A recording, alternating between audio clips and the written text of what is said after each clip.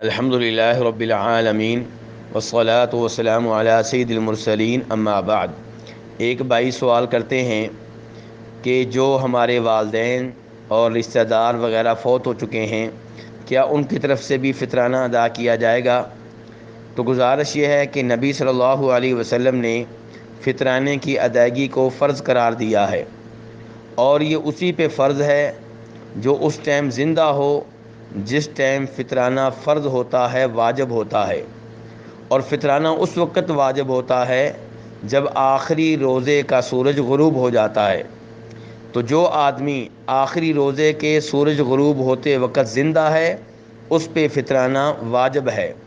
اگر کوئی آدمی سورج غروب ہونے کے 1 منٹ کے بعد فوت ہو جاتا ہے تو اس پہ فطرانہ واجب ہے، یہ اس کے وارث، اس کے رشتہ دار ادا کریں گے۔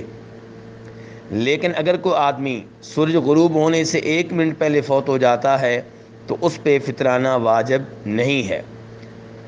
اب سوال یہ پیدا ہوتا ہے کہ اگر پھر بھی کوئی اپنے فوت شدگان کی طرف سے فطرانہ ادا کرنا چاہے تو کیا اس میں کوئی قباحت ہے؟